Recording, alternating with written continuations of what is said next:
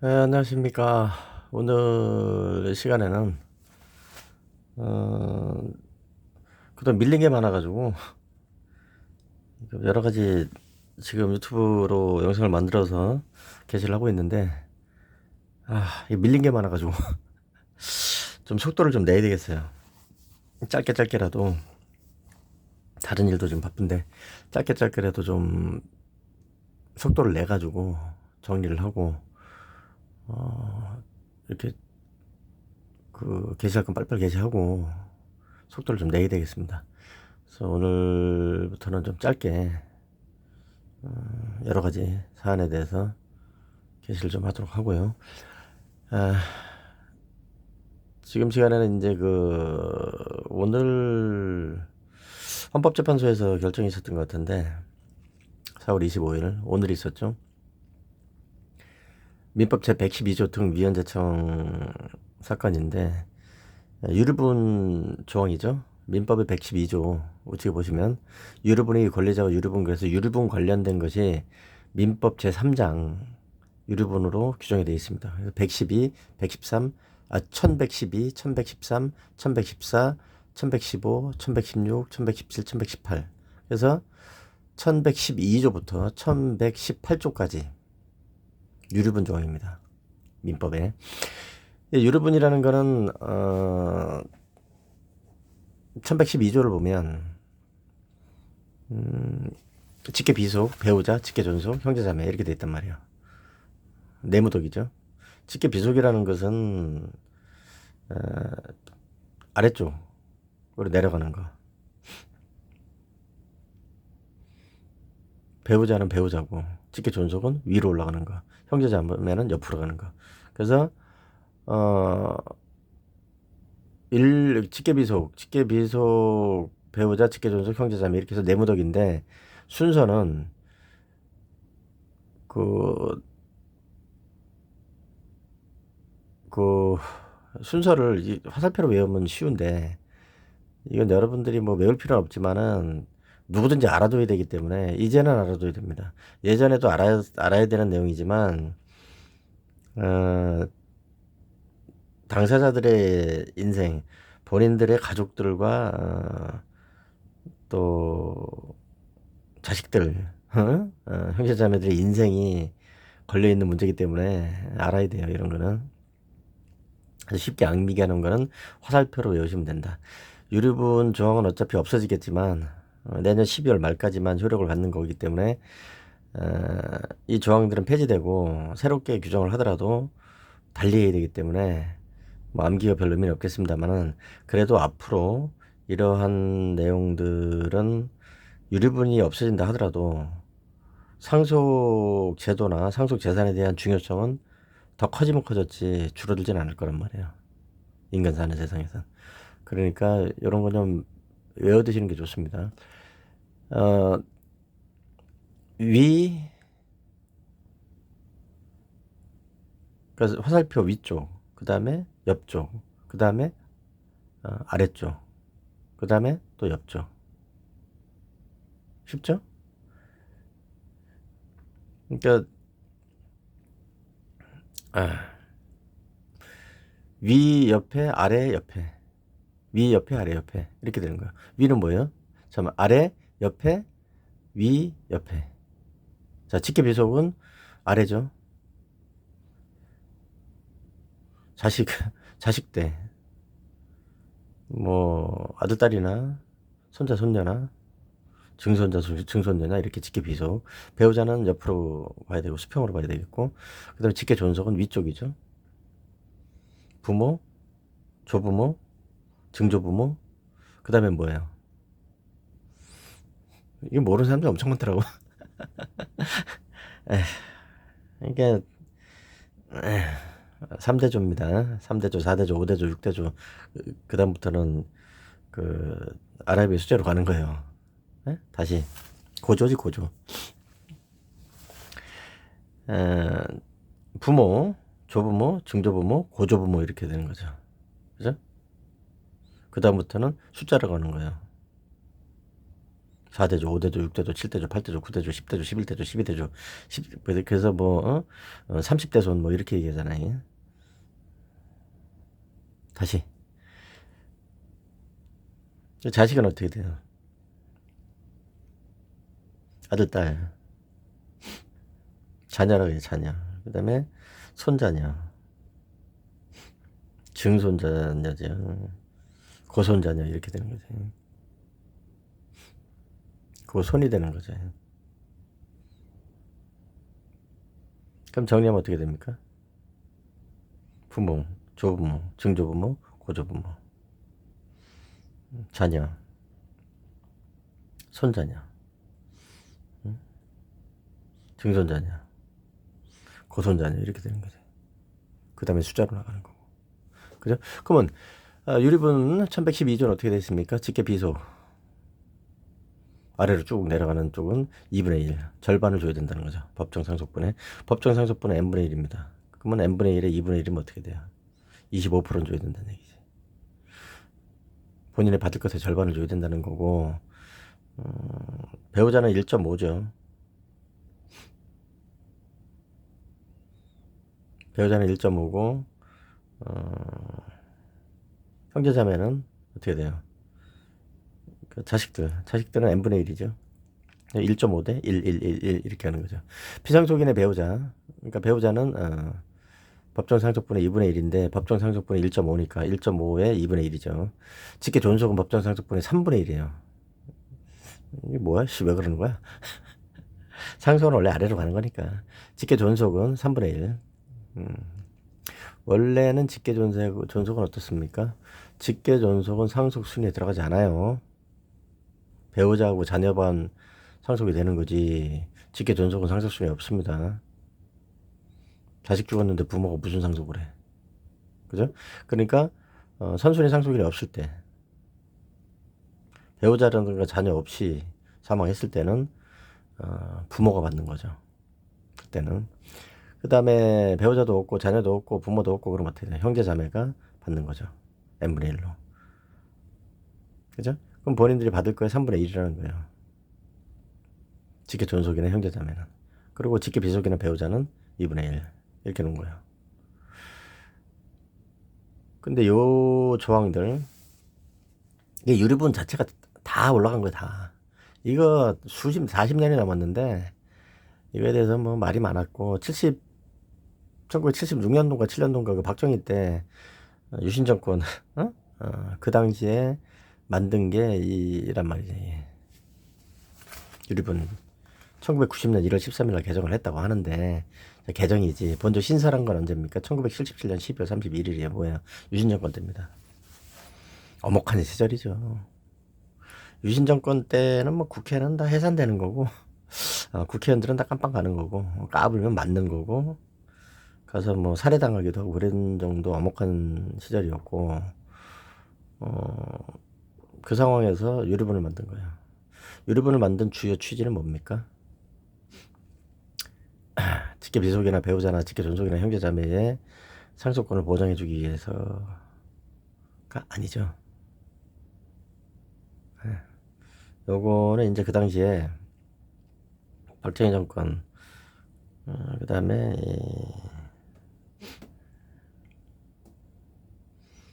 보수라는 말은 진보 보수가 됐습니까? 그래서 이 박정희 정권과 거기에 붙어먹는 국회에 다수 국회의원들이 여성들의 상속권을 좀 보장해준다는 취지로 이렇게 만들었다는 거예요.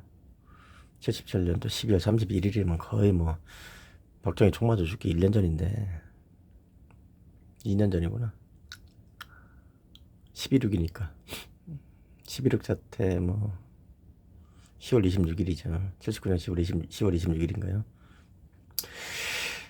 박정희 사망한 게. 그래서 유류분의 권리자와 유류분이라는 요 유류분이라는 자체를 1977년도 12월 31일 날 이 조항을 싹을 다 만든 거예요.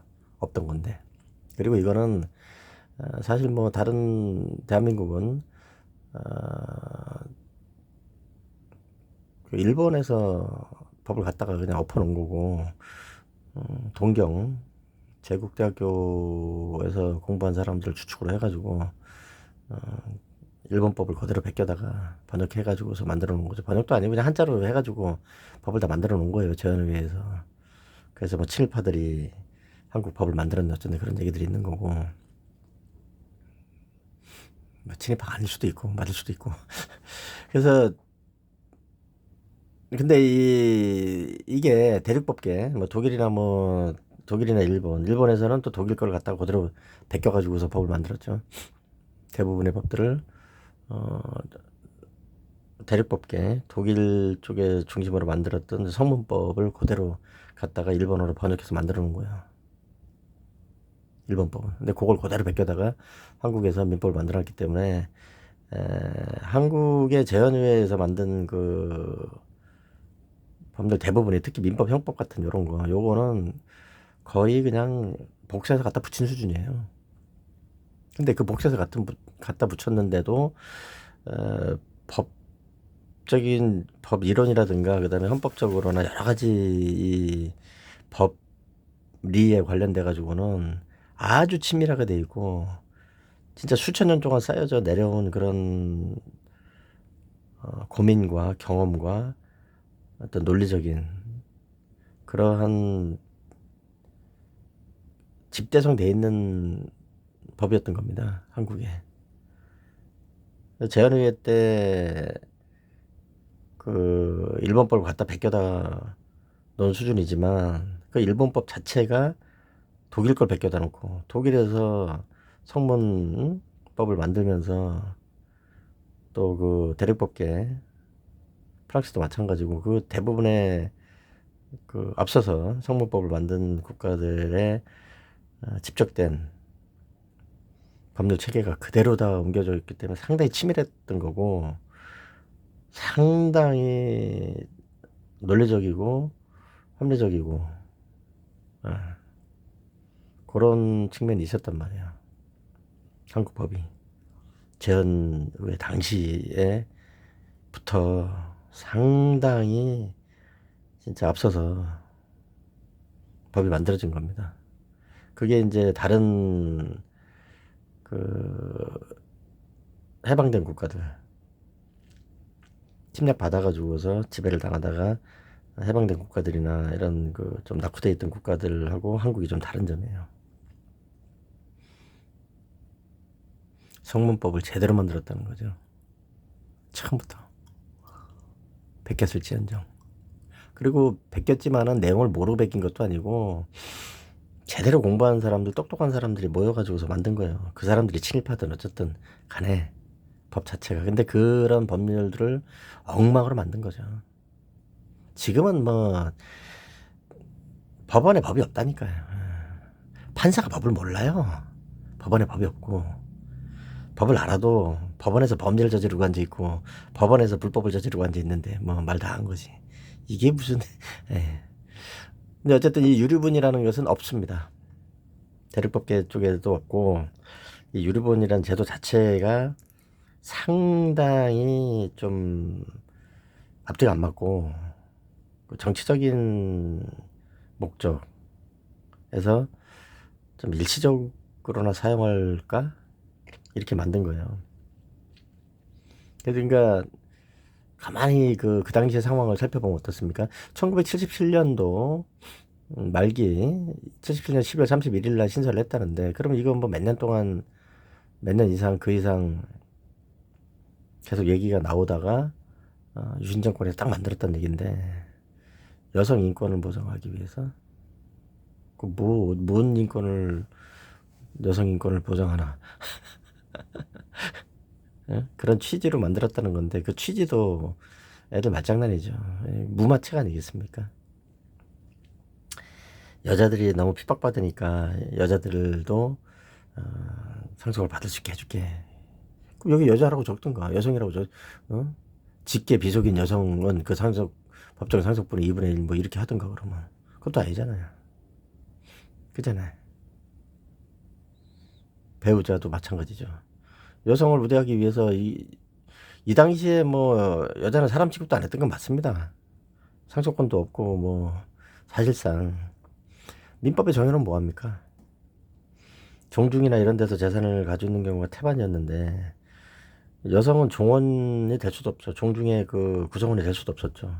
그 다음에 종중 재산에 대해서 상속권 분배받을 권리도 없었고 법원에서도 그렇게 판결하고 있었죠. 미개한 새끼들이. 판사들도 상당히 미개한 놈들 많아요. 제일 늦는 게 법원이니까. 어떻게 그 에휴. 근데 한국은 빠른 거예요. 미국은 뭐 아휴. 미국은 여자한테 그 투표권 준 게 얼마나 됐어요. 한국보다 수십 년이 늦었죠. 그 피부 색깔 가지고서 국민이냐 아니냐 뭐 노예가 있고 뭐 말이 됩니까 이게. 지금도 그러는데 뭐. 어쨌든 그런 취지로 만들었는데 정치적으로 법률을 만들고 일시적으로나 쓸 수 있는 그런, 이 당시에는 여성의 인권이라든가 권리를 보장을 좀 할 필요는 있었겠죠. 당연히 그거는. 그렇지 않습니까? 사람 취급을 안 하고 상속 자체가 없었다니까요. 상속은 뭔 상속이에요, 여자가. 뭐 장남은 안 되지 또. 장남이 다 해먹었죠. 그런데 한편으로는 장남들이 어때요? 아버지 역할을 했었죠. 장손, 장남 이러면서 진짜 지 뼈가, 본인의 뼈가 이렇게 막 갈려나가고 본인이 죽어나가도 장남 역할을 했고 아버지하고 같은 그런 책임감을 가지고 자기 인생을 이렇게 살던 사람들이 엄청나게 많죠. 사실은. 물론 잘못된 사람들도 허다하게 많지만 장남이라고 그래가지고 돈 다 빼먹고 동생들 두들겨 패고 술이 떡이 돼가지고 돌아다니는 재산 탕진하고 도박질하고 다니고 가산 탕진하고 뭐 쓰레기도 엄청나게 많았죠. 가부장제 뭐 이래가지고. 근데 한편으로는 아버지 역할하고 지 인생 다 버린 사람들도 엄청나게 많아요. 장남들, 장손들 중에서. 어찌됐든 간에 그런 취지로 이 유리본을 만들었는데 딱 봐도 1112조본 문제가 좀 있죠. 뭐겠습니까? 단서가 없어. 이거 이상하잖아요. 유리본 상속 이렇게 정해놓은 직계비속, 배우자, 직계존속, 형제자매, 이 사람들은 2분의 1, 3분의 1씩 자기 상속분의 2분의 1, 3분의 1을 무조건 주는 거예요. 아무런 단서도 없어. 자, 그러면 이 유리분 말고 상속편에서 예외가 한 가지 있어요. 뭐냐면 피상속인을 살해하려고 했거나 살해한 경우, 이때는 상속권이 날아갑니다. 유리분의 조항이 있는 게 아니에요. 그것도 매우 잘못됐죠. 그것도. 왜 그렇겠습니까? 여러분, 죽이지만 않으면 죽이려고 하지만 않았으면 완전히 반신불수 불구를 만들어버리고 온갖 패륜질을 다 해도 상속이 되는 거예요. 이게 잘못돼도 많이 잘못된 거죠. 법 자체가. 지금도 그렇게 돼 있습니다. 민법이 손을 대야죠. 대기는. 말이 됩니까? 칼로 찔러도 죽이려고 그런 게 아니야. 그냥 상해만 가려고 그래서. 그래서 상해죄로 처벌받고 살인죄로 처벌 안 받았다. 그럼 상속권 있는 거야. 지 아버지를, 지 엄마를, 지 할아버지를, 지 할머니를,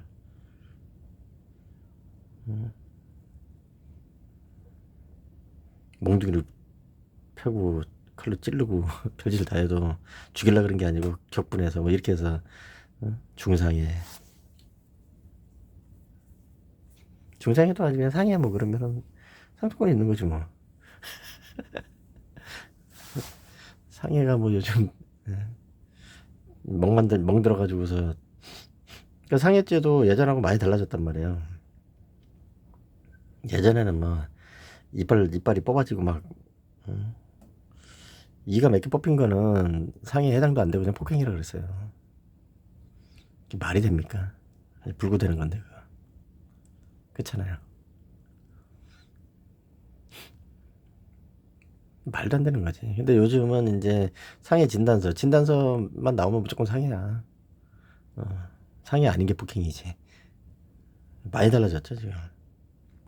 근데 어찌됐든 그 민법은 지금 80년 전, 100년 전, 200년 전, 300년 전에 머물러 있어요. 그런 조항들이 꽤 있는데 거기에다가 더해서 지금 눈으로 보면 유류분이 저렇게 문제가 있단 말이죠.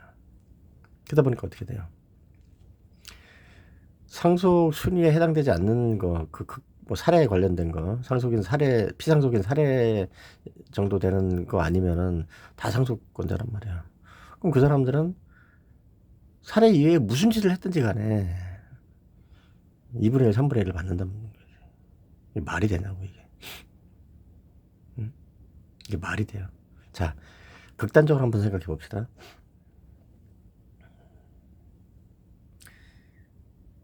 그 부인이 남편을 완전히 그냥 뭐 그 염전 노예 정도 되는 수준으로 돈벌이 기계로 사용하면서 지지고 볶고 두들겨 패고 막 이렇게 해버렸어요.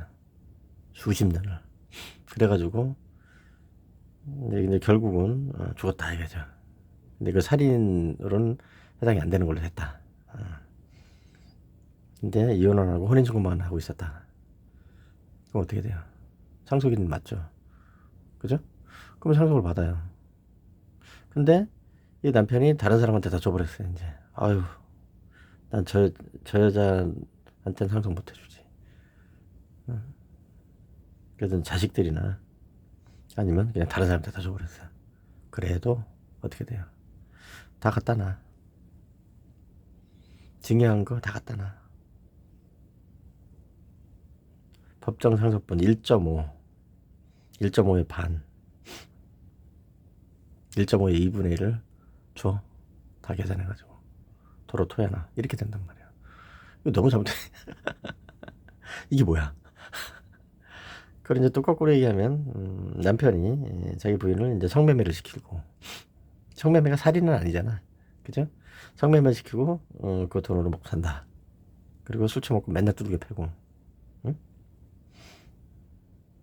거의 뭐 가축처럼 이렇게 취급을 하면서 평생 살았는데 이 마누라가 돈을 좀 벌었다. 근데 고생을 너무 해가지고 일찍 죽었다. 그럼 어떻게 돼요? 근데 이제 마누라가 죽기 전에 아휴, 내가 저놈은 서방 저놈한테 뼈 빠지게 번 돈 이걸 저놈이 상속받게 할 순 없지. 1.5를 줄 순 없지. 내가 내 새끼들한테 주든가. 내 새끼들도 다는 못 주지. 거기에 같이 놔두겨 패고 이렇게 한 놈은 못 주지. 나한테 잘하는 내 새끼한테만 줘야지. 그리고 이제 뭐 애들 중에 하나한테 줬다. 소용없단 말이죠. 예. 남편의 1.5, 자식의 1, 거기 2분의 1, 1.5에 2분의 1, 1에 2분의 1. 이거는 유류분으로 줘야 돼요, 무조건. 왜? 단서가 없기 때문에. 헌법재판소에서 이 점을 지적한 거예요.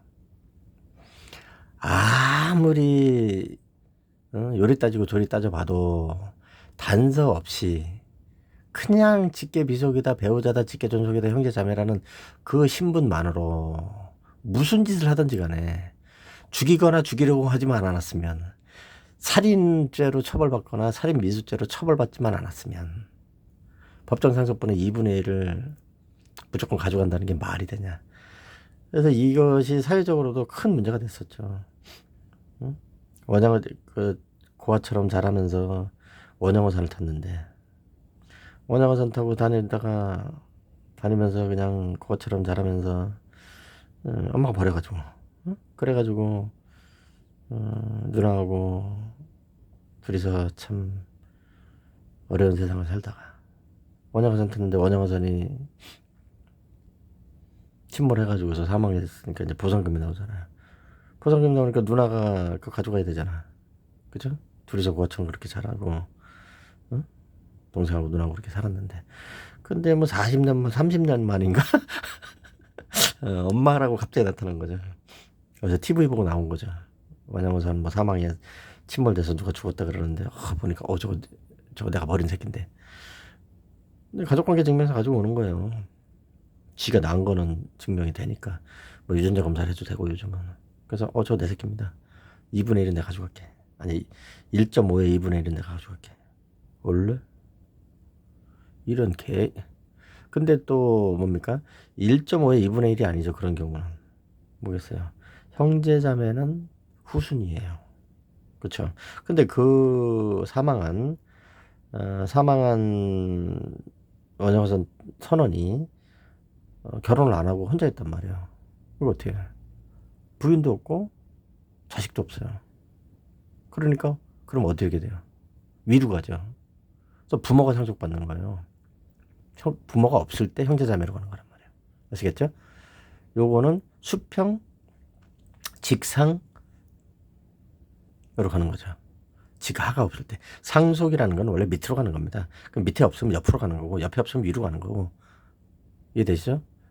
그러면 밑에도 없고 옆에도 없고 위에도 없다. 그럼 형제자매한테 가는 거예요. 또 옆으로 가는 거예요. 그렇죠? 그럼 누나는 뭐예요? 형제자매죠. 근데 아버지는 없고 아버지는 죽었든지 뭐 누군지 몰라. 근데 엄마가 30년 만에 나타났어. 그럼 그 엄마가 다 가져가는 거예요. 30년 전에 길거리에다 버려가지고 고아원에서 애들이 둘이 그렇게 언전을 비비면서 그러고 살았는데 30년 만에 나타나가지고 이 세상을 그렇게 힘들게 살다가 죽었는데 엄마라고 나타나가지고 그래서 정말 피눈물 나는 얘기죠. 그래서 참 그런 점들을 지적을 하고 있어요. 헌법재판소에서. 그래서 요건 위헌. 단순 위헌.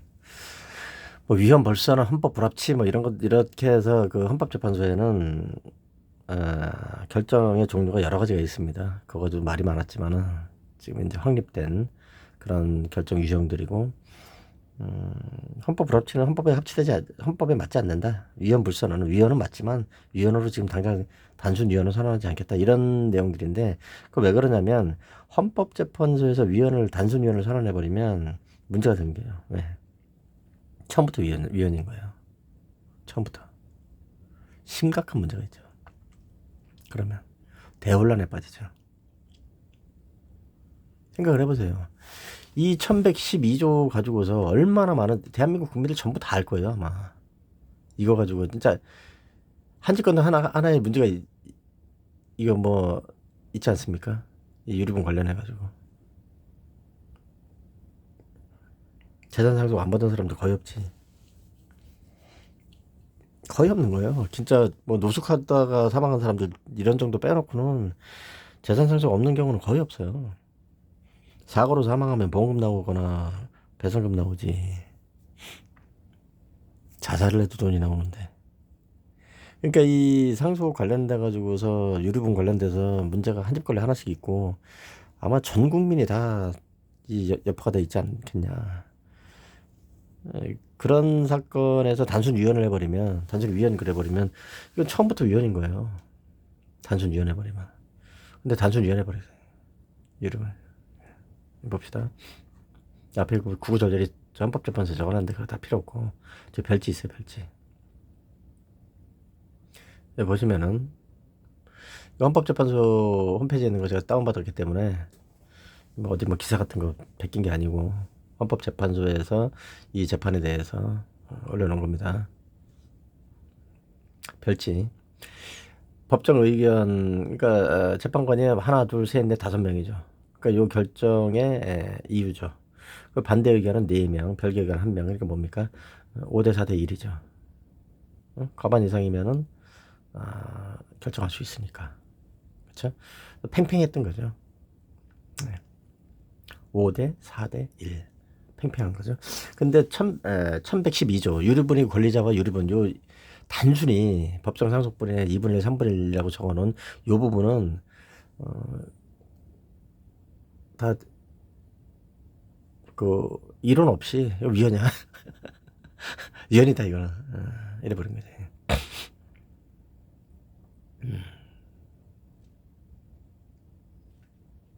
자 봅시다. 요게 지금 요것도 다 달라요. 위헌 사유가.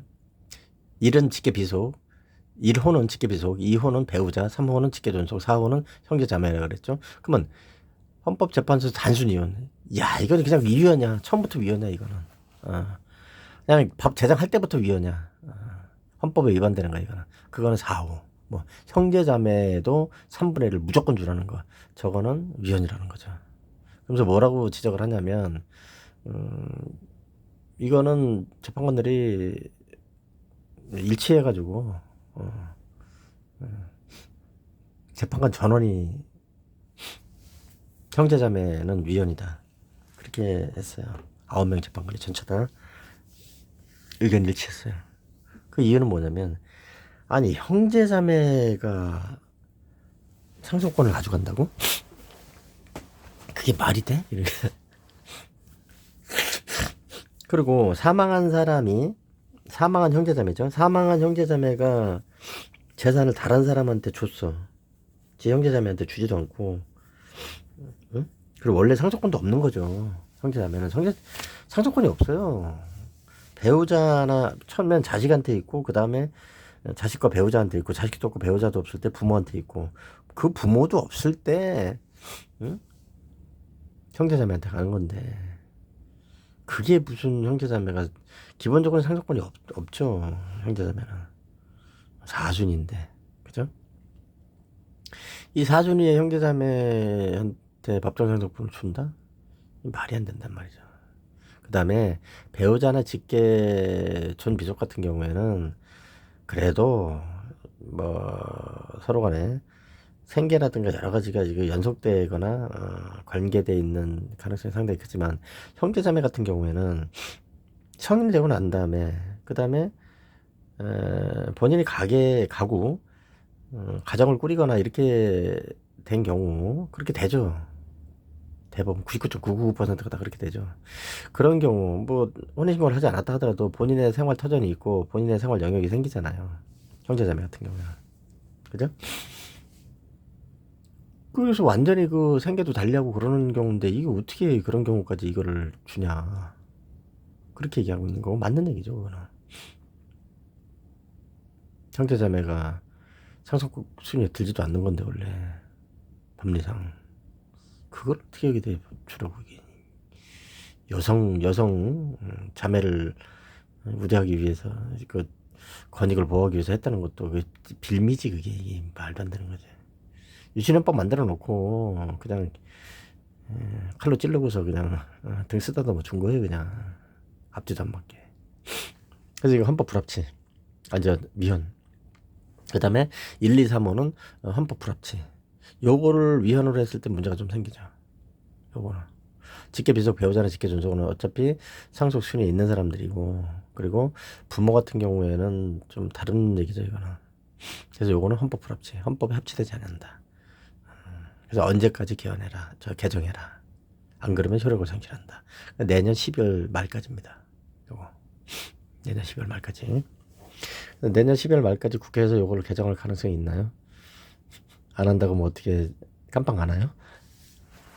엉망이야. 참. 헌법을 위반하고 그 법치주의를 정면으로 위반하는 그런 사례가 허다합니다. 이거. 정부와 국회와 법원에서 내년 12월 말까지 이거 개정하라는 건데 정부에서 이거를 개정하겠어요? 국회에서 개정해야지. 국회에서 이거 개정하겠어요? 저것도 애들 장난으로 놀고 앉아있는데 대한민국 국민들도 70% 이상이 미쳐가지고서 갈피를 못 잡고 앉아있는데 저거 내년 12월 말 되면은 이거 없어집니다. 그때는 법적인 효력이 없어져 버리니까. 113조 유류분 산정하는 데 있어서도 증여 가액을 가산하라는 게 있죠. 113조에. 그러니까 피상속인이 죽기 전에 본인이 죽기 전에 누구한테 돈을 줬어요. 그럼 그것도 다시 가져오라는 거야. 가져와가지고 전체를 다 합쳐. 그 다음에 법정 상속분 1.5나 1 계산하고 그거에 2분의 1을 주라는 거예요. 여러분. 너무 좀 심각한 문제죠 이거. 증여재산의 가액을 가산한다는 거죠. 그리고 조건부의 권리 또는 존속기간이 불확정한 권리는 가정법원이 선임한 감정인이 평가해서 그 가격을 정한다는 거예요. 이런 계약 같은 경우가 있습니까? 어? 아니 내가 누굴 줬는데 준 거를 나 죽고 난 다음에 다시 뺏어가지고 지들끼리 나눠 가지라고? 응? 그놈이 나한테 어떻게 했는데? 이런 개 같은 경우가 있습니까, 여러분? 개가 잘못은 없지만 이런 고양이 같은 경우가 있습니까, 여러분? 고양이가 잘못은 없으니까 이런 인간 말종 같은 경우가 있습니까, 여러분? 아니 이놈이 나한테 이것들이 나한테 이렇게 했기 때문에 나한테 내가 주고 싶은 사람 그 사람한테 내가 뼈 빠지게 번 재산을 나눠주고 내가 죽었는데 내가 죽고 나니까 지들끼리 다시 국가에서 뺏어다가 뿜빠이를 해? 이거 뭐야? 에이 잘못된 거죠. 그것도 전부 다. 야, 증여재산을 빼지도 않고 전부 다. 뭐 증여재산의 절반이라든가 그것도 전부 다. 그래서 그것도 그 증여한 재산, 그 재산이 얼마인지 그거에 대해서도 가정법원에서 지들이 계산한다는 거예요. 나중에. 그 가격을 정한다는 건 뭐예요? 나 죽고 난 다음에 가격을 정하겠다는 거죠. 내가 10년 전에 준 돈인데 20년 전에 줬는데 뭐 하는 거지? 장난하는 지금? 그 다음에 이제 산입대 증여. 증여는 상속개시 1년 전에 하는 것에 한해서 증여한 거 상속 개시 전 1년, 그러니까 죽기 전 1년 전에 증여한 것에 대해서 가액 산정한다는데 1년이든 뭐든 간에 당사자 쌍방 유류분 권리자의 손해를 가한 것을 알고 증여를 한 때는 1년 전에 한 것도 같다 그러는데 이게 또 골 때리는 거죠. 무슨 얘기냐면 당사자, 그러니까 죽은 사람 피타고 죽은 사람 비상속인이 하고 누구한테 돈을 줬어요. 그럼 돈 준 사람이나 피상속인 죽은 사람이나 이 사람들 둘이 알고 있어요.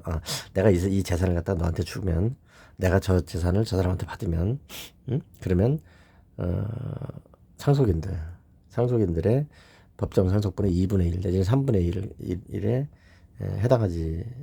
해당하는 재산이 남지 않을 거다. 그것도 남지 않을 거라는 걸 알면서 서로 주고받았다. 그러면 그것도 다시 갖다가 계산한다는 거야. 1년 전에 것도. 뭔 소리야 이게 도대체.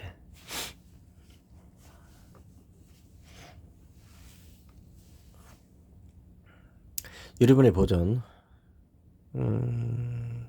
유류분 내면 내놔라 이런 거. 반환 순서 소멸시효. 소멸시효는 1년 내에. 그러니까 뭐냐면 그러니까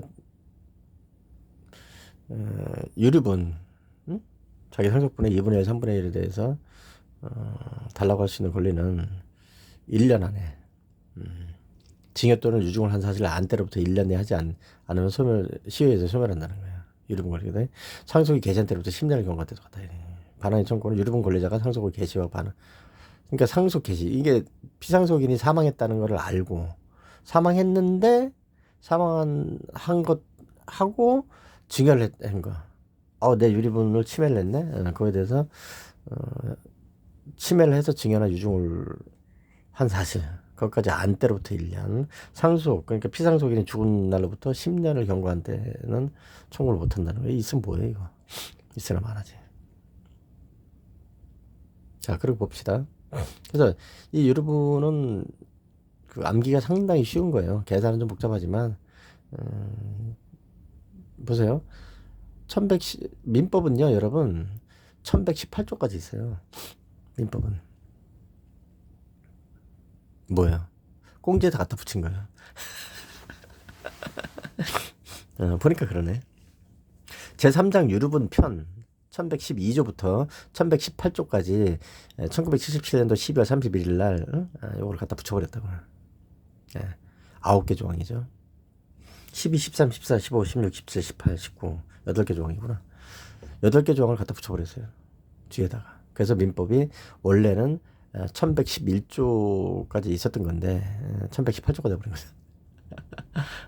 그리고 법조항을 하나 끼워 넣더라도 뭐 몇 초의 1, 몇 초의 2 이런 식으로 해가지고 다른 조문들은 조문의 번호는 변경되지 않도록 몇 조 몇 조는 다른 것들은 그대로 있고 해당 법조 기존에 있었던 거는 몇 조라는 게 그대로다. 조항이 그대로 다 유지되고 중간에 끼워 넣는 다시 1, 다시 2, 다시 3, 의 1, 의 2, 의 3 이런 식으로 한단 말이에요. 그래서 이 유류분이라는 거는 유류분 조항은 어떻습니까? 민법은 1111조까지 있었단 말이에요. 예전에는 1977년 12월 31일 이전에는 1111조까지 있었죠. 그런데 이거를 가지고 1118조를 만들어 놓고 이거 47년인가요? 47년 동안 이걸 쓰고 있었던 거죠. 자, 이게 할 짓입니까, 이 인간이? 그러니까 이 군부 정권이든 뭐든 간에 뭔가 좀 잘못을 저질러 놓으면 그거 원상으로 복구시키는 데는 이렇게 어렵습니다. 그리고 저 같은 이런 사람들이 이 암흑 세상에 조직범죄자들, 이 마피아에 해당하는 이런 조직범죄자들, 공사인을 막론하고 공사조직을 막론하고 그런 짓거리를 하는 거를 지금 단호하게 요절을 내도 정상으로 돌아오려 그러면 수십 년, 100년이 걸릴 수도 있어요. 사실은 이게 또 47년 걸렸는데 말도 안 되는데. 그리고 이게 또 법원의 판사들이라든가 변호사라든가 검사들 이런 사람들이 돈 빼먹는 그런 수단으로 또 악용이 됐죠. 이게 100% 이거는 소송으로 가니까. 그죠?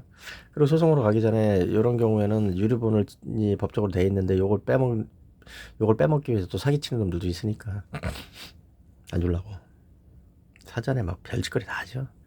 그렇게 됐어요. 그래서 나머지 것들은 1118조. 그래서 나머지는 다 합헌입니다. 그러니까 1112조 요거 형제자매 법정상속분 3분의 1은 단순이연, 그 다음에 직계비속, 배우자, 직계존속 요거는 헌법 불합치 내년 12월 31일까지 개정하지 않으면 법률 효력이 없어지고요. 그 다음에 1118조 민법 제일 마지막 조항이죠. 1118조 18조 1118조는 이 마지막 조항 준용 규정 중에서 1118조의 2를 유류분에 준용하는 규정을 두지 아니한 입법 부작위. 입법 부작위는 뭐냐면 국회에서 법을 만들어야 되는데 뭐 만들지 않아가지고 헌법에 맞지 않을 때 이런 게 입법 부작위죠. 입법을 해야 되는데 자규를 하지 않. 입법이라는 자규를 해야 되는데 그 자규를 하지 않는 것. 어떤 행위를 해야 되는데 행위를 하지 않은 부작위. 그것에 대해서 기업에 대한 천조의 2를 천조의 2 1008조 봅시다. 여기 보면 1008조라고 돼 있죠. 1001조, 1008조, 1010조의 규정은 유류분의 1을 준용한다 그랬잖아요.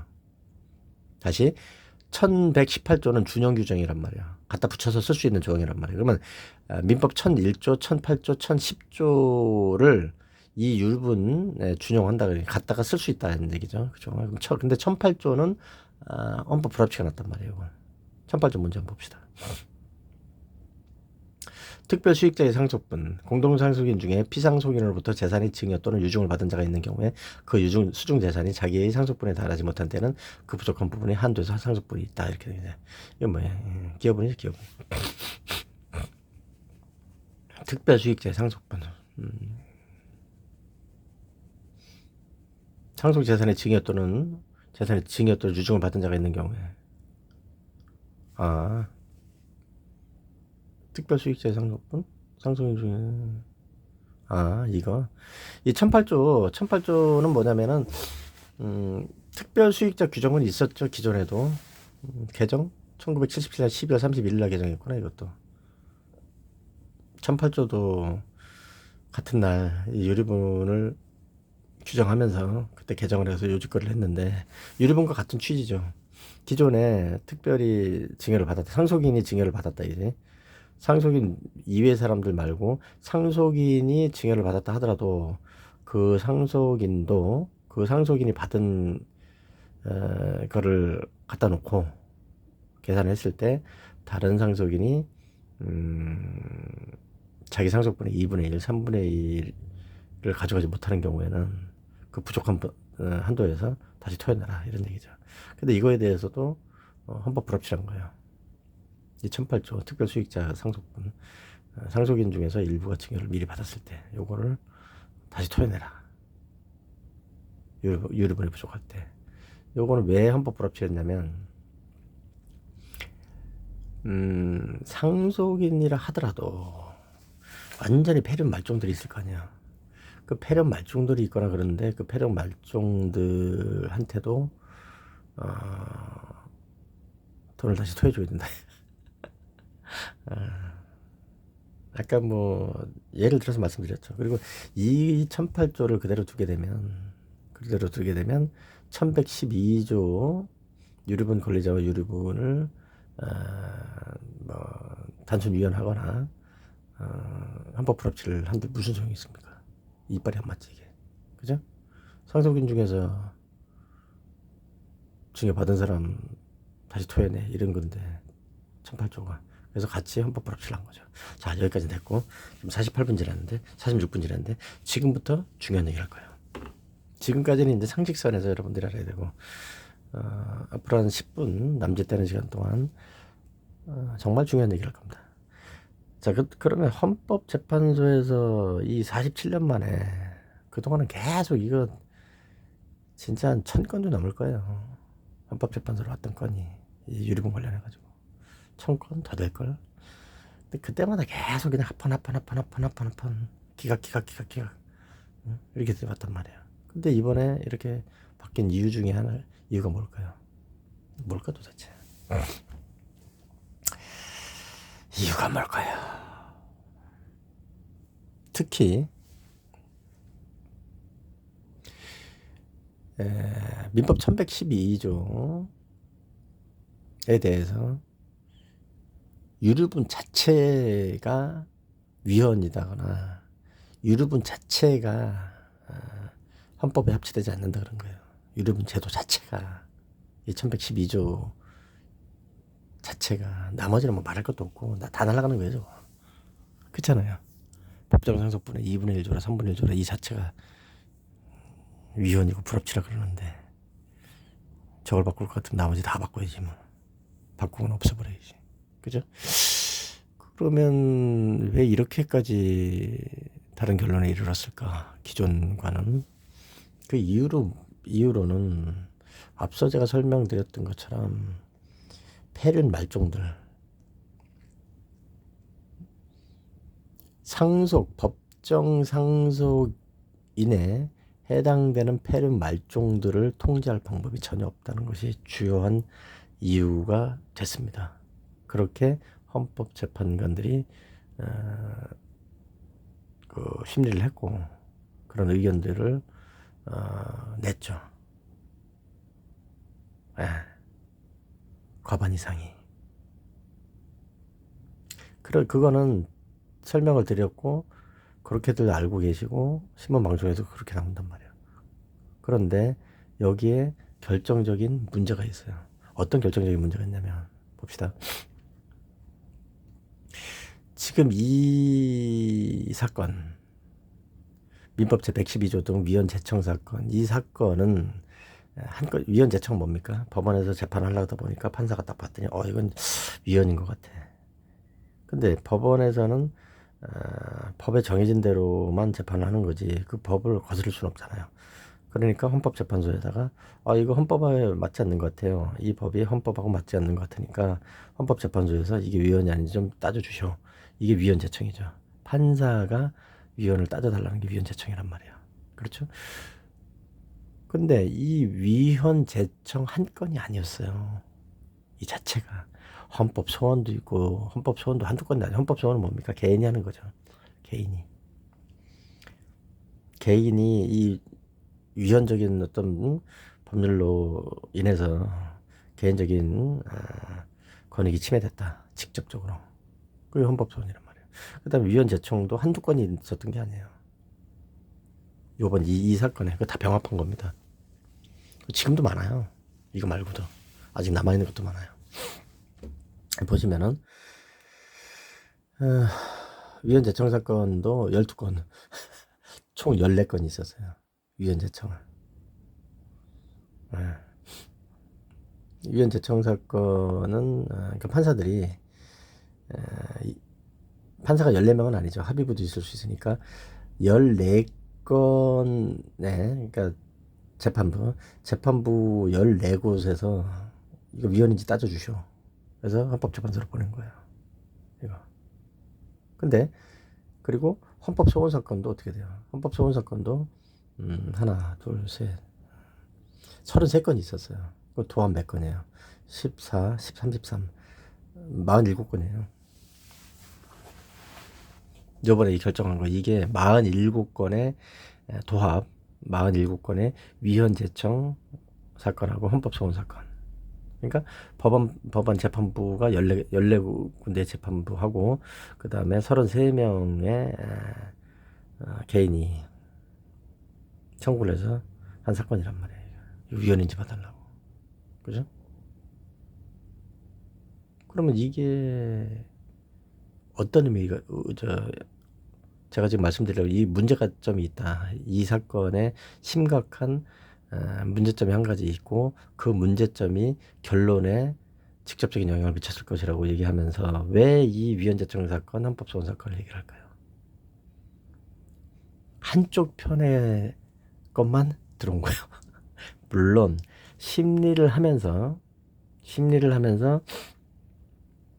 이쪽 의견 저쪽 의견 들어보고 이게 하루 이틀도 아니고 이건 처음에 제정될 때부터 말이 많았어요. 47년 동안 말이 많았던 거고 그동안 뭐 변호사, 판사 또 뭐 대학 교수들 해가지고 이번에도 엄청나게 그 양측의 의견을 다 들어봤지만 그런데 보세요. 위헌 제청 사건 14건 헌법소원 사건 33건 다 뭐예요? 폐륜 자범들이 어느 날 갑자기 나타나가지고 내가 남편이니까 내가 부인이니까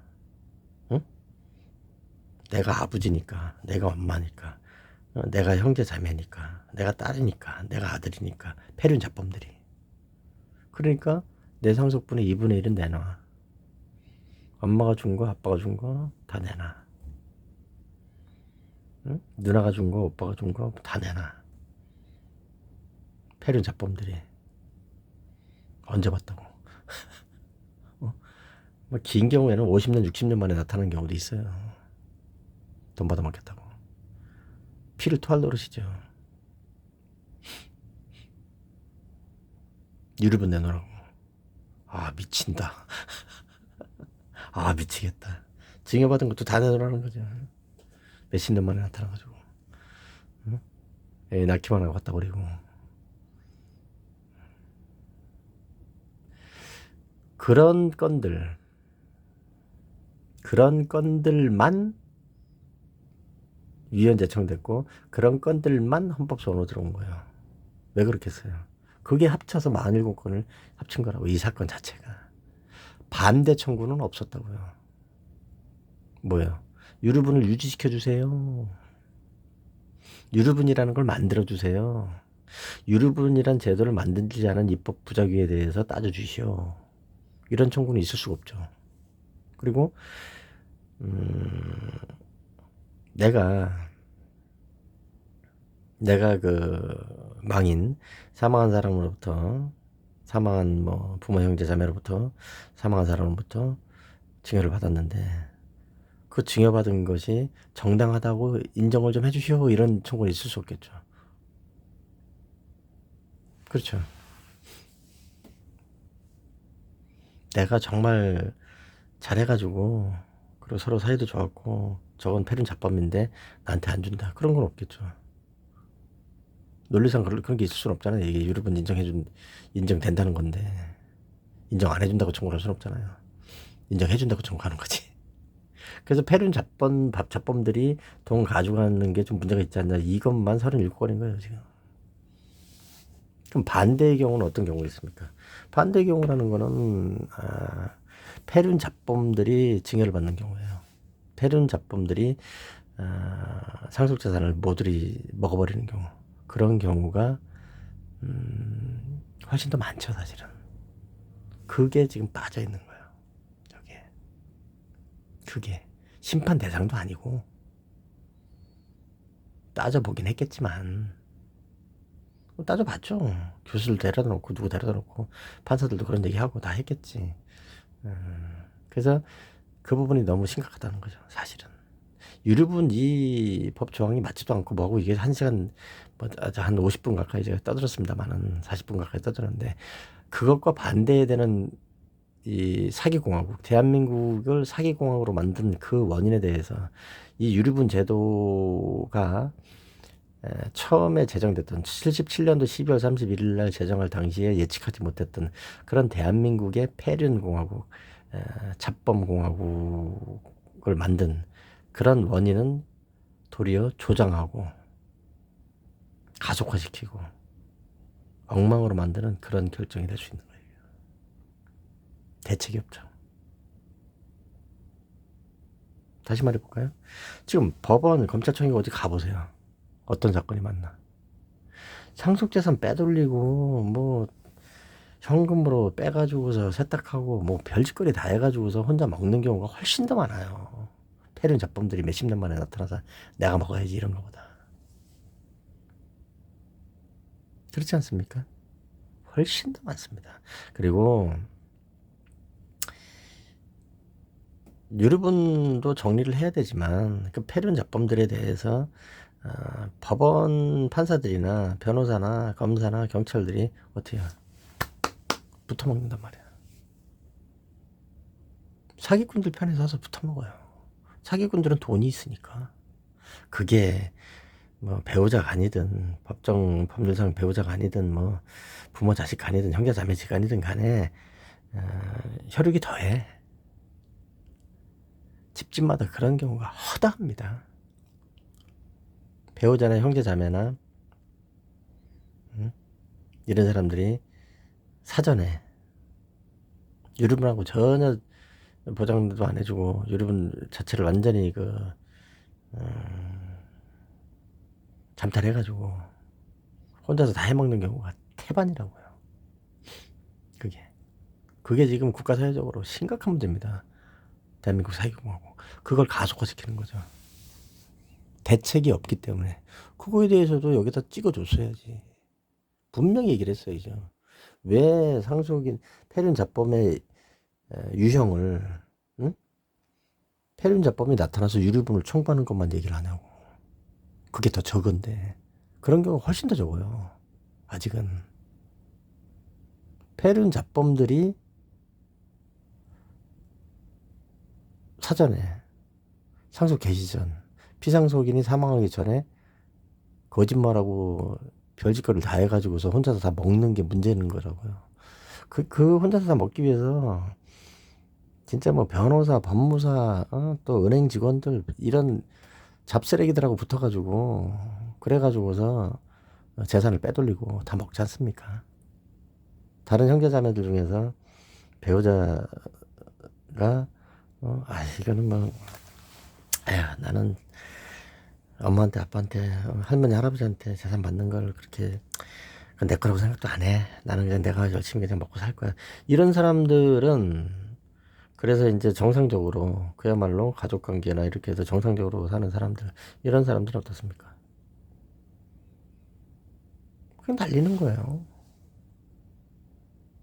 그거에 대한 대책이 없습니다. 그러면 헌재에서는 그렇게 얘기하겠죠. 아니 그거는 뭐 사기죄라든가 뭐 얼마든지 법적으로 처벌할 수 있고 조치를 할 수 있지 않냐. 개소리죠. 뭔 조치를 합니까? 누가? 어떤 경찰이, 어떤 검사가, 어떤 판사가 그렇게 얼마나 조치를 해주는데. 1000건 가면 1000건 중에 한 건이에요. 에? 그렇지 않습니까? 집집마다 안 당해본 사람 있나? 청건이 그런 그 페륜 잡범들이 사기친 거 그런 거를 사기지 뭐야 그게. 페륜 잡범들이 거기다가 친족 상도례가 있어요. 경제범죄는 또 면책이야. 개 같은 경우 있습니까? 친족 상도례도 없애버리던 게 지금. 응? 그것도 문제죠. 언제적 법률을 가지고. 친족 상도례는 직계 존속이나 뭐 비속이나 배우자나 뭐 동거하고 있는 뭐 사촌이나 혈족이나 뭐 이런 사람들은 경제범죄를 저질러도 처벌이 안 된다는 건데 개소리죠. 그거. 말이 돼요 그게. 언제적 얘기를 하고 앉아있는 게 지금. 처벌이 안 된다고. 그런 지경에서 무슨 놈의 패륜 잡범들이 유류분을 가져간다는 그것만 가지고 따집니까? 물론 유류분 잘못됐어요. 근데 저거보다 더 심각한 건 상속재산 사기라고요. 상속인이든 상속이 아닌 사람이든 해먹는 거. 그리고 실제로 여기서도 이게 웃긴 게 뭐냐면 재단에서 전재산을 증여를 받은 거예요. 전재산을. 그렇게 놓고 나서 그러면 가족 그 상속인들이 그 증여재산 그 유류분 내 상속분의 2분의 1, 3분이라도 달라고 해야 하네. 하지. 다른 뭐 저 상속인들한테 준 것도 아니고 학교재단이지. 학교 뭐 사기꾼들인데 그 뭐 학교가 제일 큰 사기 집단 아닙니까? 학교법인.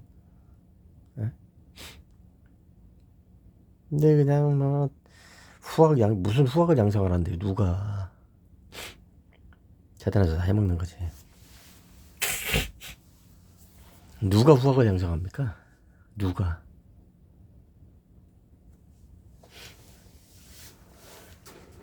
친일파가 70% 이상이고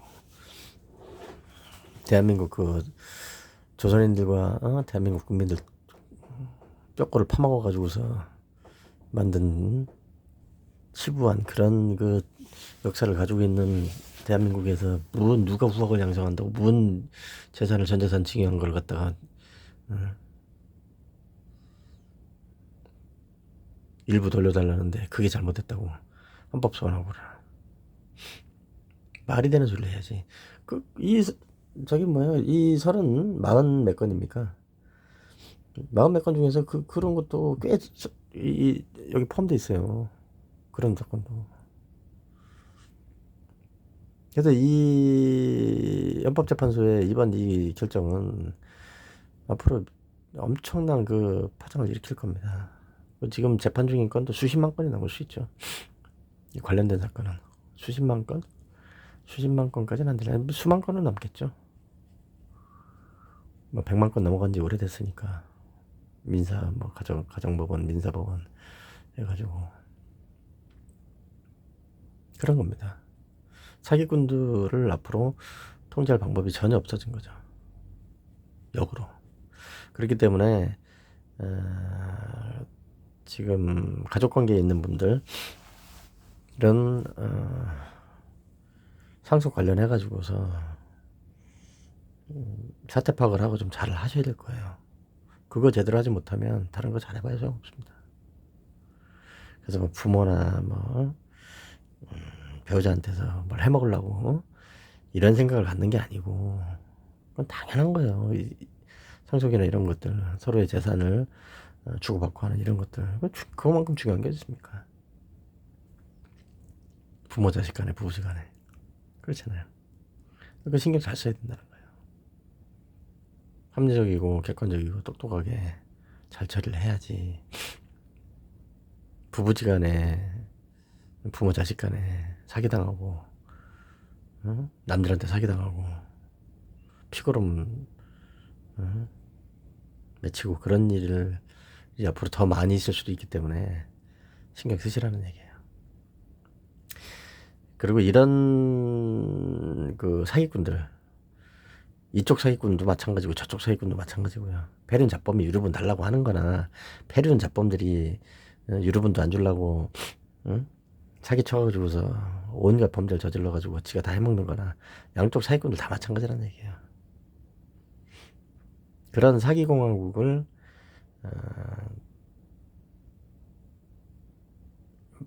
에서 탈피를 하려면 그런 사기공화국이 맞고 대한민국은 지금 그런 사기공화국에서 탈피해서 국민들이 멀쩡한 사람들이 피해를 안 보려면은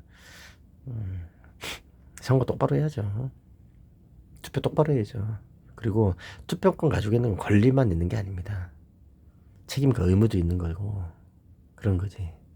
뭐그 유권자라고 뭐 내 표는 내가 행사를 하고 아주 그 본인 표는 본인 행사라는 건 당연한 거고 알겠는데 어디 그 바보 천치 같은 짓거리 하고 개뿔도 모르면서 헛짓거리 삑삑 하고 다니면서 세뇌당해가지고 그러면서 큰 소리 칠 일은 아니란 얘기야 내 얘기는. 이 법이 지금 이 지경인데 경찰서 검찰청 뭐 법원 한번 가보세요.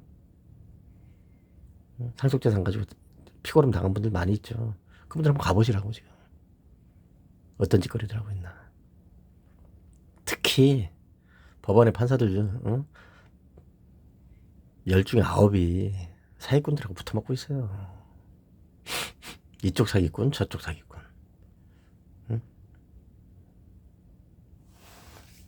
이거 여기까지 하겠습니다. 도움이 되셨으면 합니다.